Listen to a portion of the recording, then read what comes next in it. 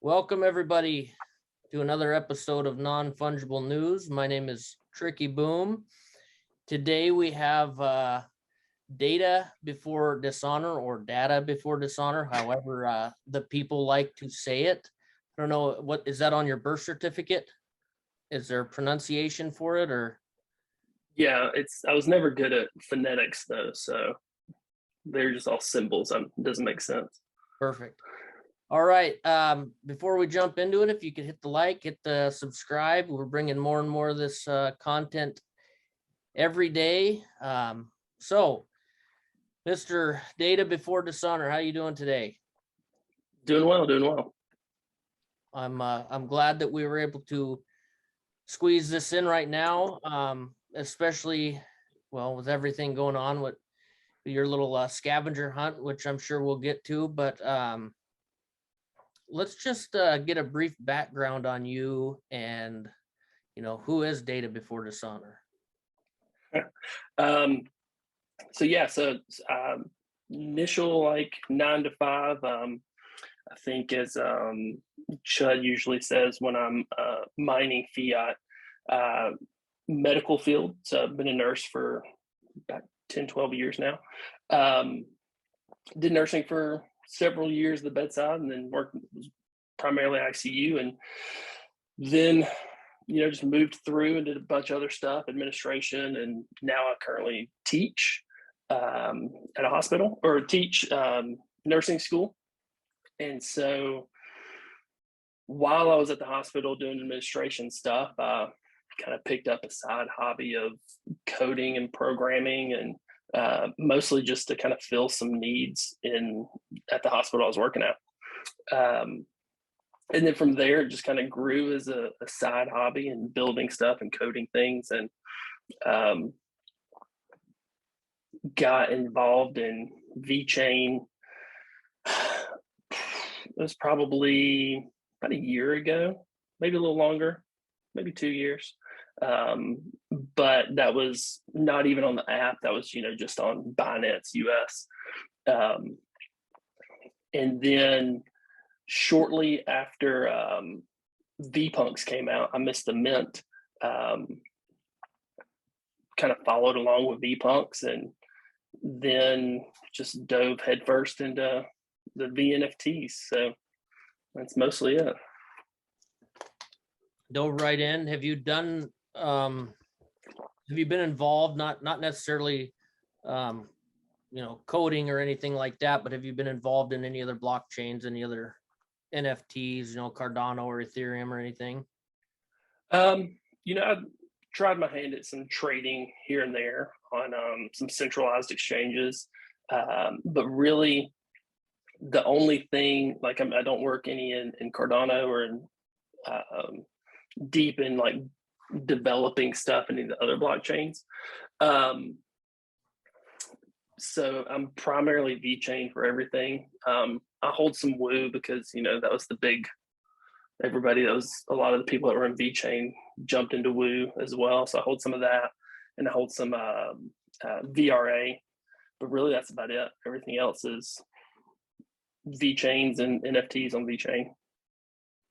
Well, and you found yourself as a pretty core member of the VFam community, especially with the VeTools that you've built, and I'm using that tool almost daily, it seems like, to sort through and find good deals, and so I'm not just looking at the floor price. I can look at, okay, well, here's the best bang for my buck, and that's in my opinion, that's a really important tool to have. So did you just start that on one day you decided, hey, we need something like this, or did somebody ask you, or? It really started, I remember when I kind of came up with the idea, had just learned about VPunks, and the mint was done. It was like 2 or 3 weeks after, and I was sitting in my bed looking at the prices, and that was before the marketplace had any type of sorting, filtering, anything. And so I was going one by one, clicking onto the VPunk, looking at what the ID number was, and then flipping, changing screens and looking at the rarity tools to figure out what the rarity was. And so I just continually kept doing that. I probably did it for 2 hours, just sitting in bed one day. And I bought, 5 or 6 VPunks, and all of them were 1,500 vet, maybe less than 2,000 vet. And then, the floor of VPunks hit like 15,000, 18,000 within 2 weeks from me doing that. And so while I was doing that, I figured, there's got to be something we can do to figure this out. And so I just started, at that point, I had already, I primarily do all my coding and programming in a program called R. It's similar to Python and those other JavaScript, those other languages, but it's mostly for like data science and statistics. And so I used it to start just scraping the website because I didn't know anything about reading a blockchain or working in blockchain. And so I was just scraping the website. And that's what I initially built, the VPunks Google Data Studio that ran for several months. And that's kind of where it kicked off, just grew from there. And then eventually learned how to read the blockchain and learned a lot in that avenue. Well, it's an amazing tool that we have at our disposal. So that was your first endeavor then. So did that come before Veysarum, because you are the creator of Veysarum? So that was, the Google Data Studio was initially the first thing, and then did a couple of VC, a few VC things on the Google Data Studio, but then switched over to doing it all in R. So that's where I was able to be a lot more consistent, didn't have as much downtime, have to worry about things not working as much. And so then right around that transition into R, primarily through like the Shiny apps, if anybody's seen like shinyapps.io, right around that time is when Veysarum came out. And I had actually been working on that algorithm that I used to make Veysarum for about a year before it released on VC. Oh, wow. Yeah, because I had talked to some people before. It was probably 8 months before it released, when I'd first really heard about NFTs. And so they had released some in Tezos, and I think some on OpenSea. And so that's when I really kicked in and started working on it. And then after the VPunks stuff kicked off and VeChain kind of grew, decided that I was going to release it there, because I initially released like 1 or 2 on OpenSea and Rarible that were just very basic and simple, but it was so expensive. It kind of brings it back to why everybody says VeChain's better, the gas fees and congestion and of the market. And when I did that, I was like, yeah, this isn't for me. Like, I'm not going to pay all this money to never sell anything and nobody ever sees it, and it's expensive to mint it. So just kind of put it on the back burner. Still worked on it, but then when the VeChain NFT ecosystem kind of kicked off, that's when I dusted it off and kept working on it some more and developed it. Nice. And when did that launch? In like November? Yeah, somewhere around there. Because it was, I think, the second or third project on VC. And there was really only VC and World of V at that point. And World of V had only released their Genesis cards and hadn't developed their full ecosystem yet. So yeah, it's been amazing to see where things are at today versus where we were at. Well, V-Punk's about like you. I didn't get the mint. I think I got in, I don't know, 3 weeks later. I think the floor was like around 6,000 when I got in. Then shortly after it was like, boo. And now we're back down, which in my humble opinion, it's a lot of people are sleeping on the V-Punks, and I think they're a fine investment, but I don't give financial advice. So do you find yourself wanting to build another project, another NFT project of your own, or are you kind of like, okay, I've settled into a pretty good niche here, and I think I'm just gonna stick it out like that? I go back and forth. When I released Veysarum, it was mostly just to kind of bring something different to the scene. Everything was a PFP project at that point. And so kind of like what World of V likes to do, and more art than anything. That was my general goal. And then from there, just as I grew, I would have kind of a group of people that I could drop stuff to, that I could get whitelists for. So I'm still, randomly will get people on a whitelist, or I'll drop an NFT to one of my Veysarum owners or something like that. And so I may eventually do another generative art algorithm and kind of develop it and work on it. But it's not on my main list of things. Eventually, if I get everything settled and all the development that I've got for my web pages and things that I'm doing and other projects I'm working on, I may add it. But it would be something that I would come up with from scratch. So didn't want to, I hate all the replicate projects or the things that are exactly the same as others. And so maybe something I eventually do.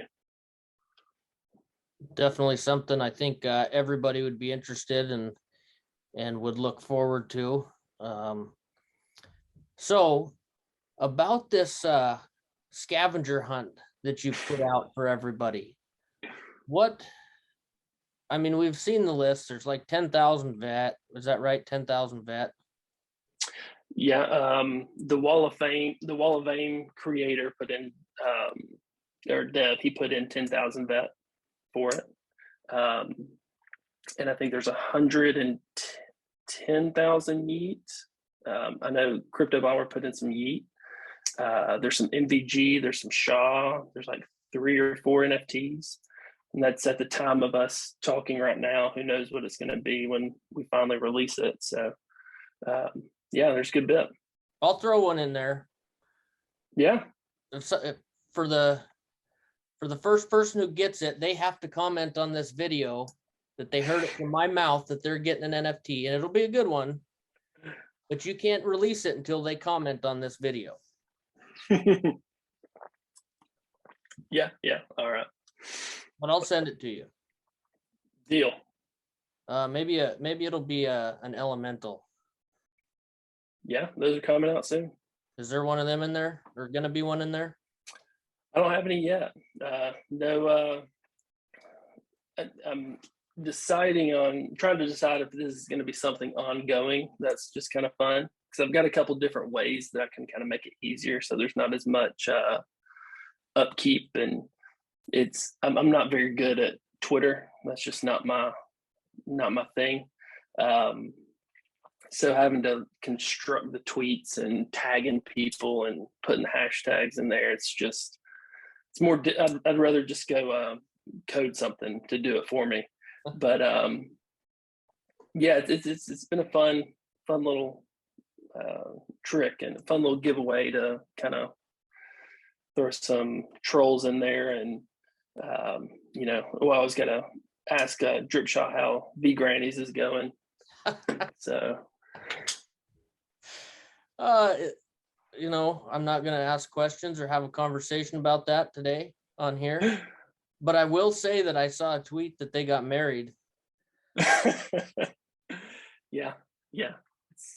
I put up one of his. I mean, as I'm gonna enjoy this later, but as much as he jokes around and trolls around, you can tell he's very intelligent and knowledgeable, caring guy. And man, it was fun to troll him for a day or two.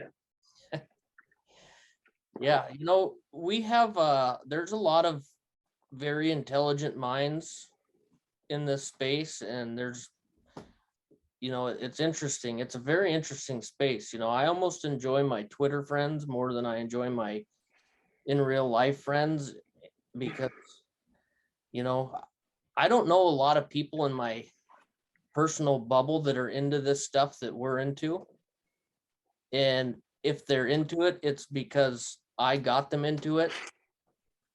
And so I'm usually the one answering all the questions, and a lot of the answers I don't have, and I turn to people like you or other people in the community. So it's interesting that in this time that we live in, we can have friends across the world that are involved in the exact same thing, and we're all in it together. We're all making money.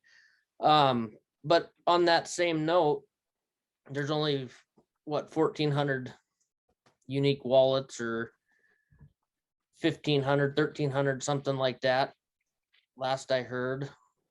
What do you see? I mean, you've been here for a while, since VPunks, and you've seen the growth.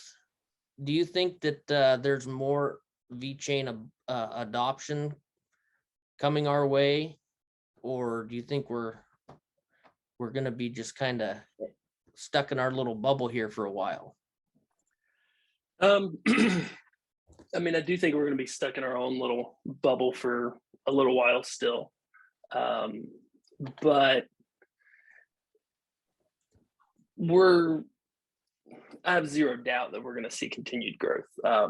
We're limited by a couple things. We're not a compatible chain to Ethereum, where you can't get us on MetaMask, you can't get us on all these other big wallets that have millions of people, and so we have that barrier. But we're still what's called an EVM. So like a lot of the development that the blockchain developers do in Ethereum and all these other chains are able to do the same thing. In VeChain, you just got to change a couple things, but it's really not a major hurdle. And so, we haven't had the big push for the social media style, kind of like what Cardano does. They're really big in that marketing aspect. So we haven't had that near as much as those other ones. But the fundamentals that we have on the chain they're solid and it's scalable, and we'll be able to pull Ethereum devs over. We just don't have enough right now. But as more and more people come to the space, as more people see that VeChain, get the wallet on their phones, and can kind of look through things, we'll continue to grow. If we go from 1,000 wallets now and however many, I don't know, 10 million people that engage in Ethereum, when that goes up to 50 million or 100 million, then we're probably going to go up to 5,000, 10,000. So we're going to naturally grow until we hit some exponential growth as well. So, I mean, I think we'll probably see a year or two of good growth, and then who knows after that. And it's to the moon, right? Yeah, that's it. That's it. Lambos and rocket ships. Gonna be using VET on Mars, I guess. Well, yeah, I mean, who knows, right? No, I think you're absolutely right with, because Cardano, they built what they have on a promise and a hope and a dream, and it came to fruition. And our team, Sonny Lou, is not into that game. He's, like you said, he's doing the fundamentals and, letting people build and build and build. And the growth has been pretty crazy over the last 6 months. And I'm excited to see where we are in another 6 months. If it's based anything off like what the last 6 months was, we're going to be in a pretty good place. Yeah, I think what'll eventually happen in some form or fashion is the devs are, because a lot of it is field of dream style. If you build it, they will come. If we have builders that can develop things, then users will come. And so similar to kind of what a lot of I don't really even technically consider myself a dev or developer, because everything that I do, I learned on YouTube. And so just have some imposter syndrome to even say that I'm a blockchain developer. But a lot of those people are eventually going to see oversaturation in the market in Ethereum. We're nowhere near there yet because they're still growing so rapidly there, but they're going to see a small cap, a relatively smaller cap chain that has plenty of growth. And then they can kind of take over. They can build this, they can build that, because there's nowhere near as much. There's a bigger growth potential there. And so, naturally that's going to happen, just that flow of things. And as that happens, it's just going to lead to other people coming, and a lot of the stuff that you can do, if you couldn't, like Wall of Fame, for instance, that's been on Ethereum for 6 years now. And it's the first one that we have on VeChain. So you're going to have devs that say, oh, I'll be able to pull that over, work on it for 2 or 3 months, and then put it out there, and we'll continually get the wallet growth. And as we get a couple things from the foundation, like a easier wallet to use, a multi-sig wallet, an Oracle style thing where you can connect the things off chain, then we'll be able to develop more. And as we develop more, we'll get more users, or we'll get more developers, and just continue to grow. Yeah, absolutely. It's interesting. You bring up the VeChain Thor wallet. Well, that wallet blows anything on Cardano out of the water. I was pretty big into Cardano NFTs last fall, like Ada Punks and Zombie Chains and a couple other ones, and trying to mint any of those things and their wallets, it was just, I spent most of my day screaming at my phone because, without smart contracts at that time. And now they have smart contracts, but they don't have a mobile friendly wallet. Mm-hmm. So it's, I think that's just another one of those things that people just, without the big marketing campaigns, they just don't know about it. And which is, all right in my opinion, because the slow and steady growth is going to be really good. But I think everybody that's in it right now is in a pretty good position. And yeah, it's amazing. It's an amazing place to be. It's an amazing time in the world. I was going to ask you, so you're saying you're not a dev, and you learned everything on YouTube, which, people are going to learn who you are on YouTube now, so it can't be all bad, right? Do you speak bread? Do I speak bread? Yeah. I talk to bread several times a week, and so I've learned a lot from bread, for sure, and someone I definitely look up to in the space, and I think he's one of the most influential and important people we have, and definitely glad to have him in VeChain, and hope to continually grow with him, because he's just an awesome guy. Similar to kind of, it's developed into the point now to where I have all these people that I talk to from around the world, and I talk to them more some days than people that I know in real life, especially with, COVID restrictions and everything. You just really kind of start to rely on a lot of those people. And, even though Brad's all the way across the world, got several others, Mr. Proper, talk to him a lot. And it's it's crazy time. I agree. But yeah, Brad's great. He's a solid guy. Glad that he's here with us on VChain, dropping knowledge regularly. Knowledge that goes over like 90% of people's heads, but I mean, there are definitely times where he'll say something and I'm going to be like, hold on, I need to look this up and figure out about it. Because, he stays in touch with a lot of the other chains. And a lot of it crosses over and stays in touch with a lot of the big players in VChain and VChain development. So it's definitely a good a funnel for information. oh yeah, absolutely. It's amazing. And it's even the weekly Twitter spaces that we have now are, we can put those on our calendar, Monday space, Bread and Bomber show on Wednesdays, which I missed today.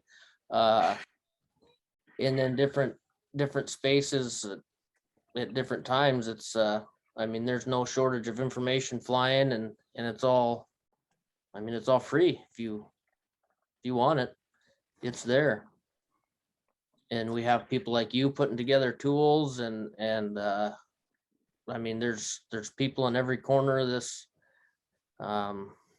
market helping one another out, and it's just been amazing to see. We just got another couple of minutes here, but any final parting words for the viewers? Any juicy anything like that? Nothing too juicy, I don't think. Just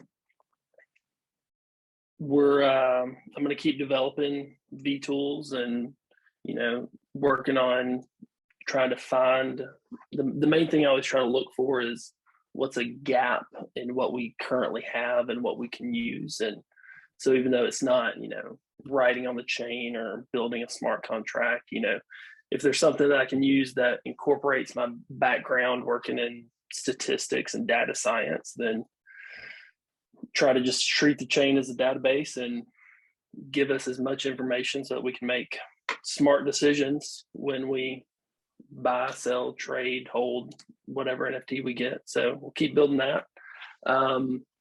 Got a couple other projects that I'm working on that will hopefully be out in the next little while. We'll see how long it takes to finish up all the development for it. But yeah, that's mostly it. I'm trying to get out into the Twitter spaces more and talk and listen to I'll always like to listen to the off-topic groups if I get some time. And so, but yeah. Well, right on, man. I really appreciate your time and putting this together, and we'll have to do it again sometime. For sure. All right, man. Keep building. We'll keep utilizing. Sounds good. All right. Thanks.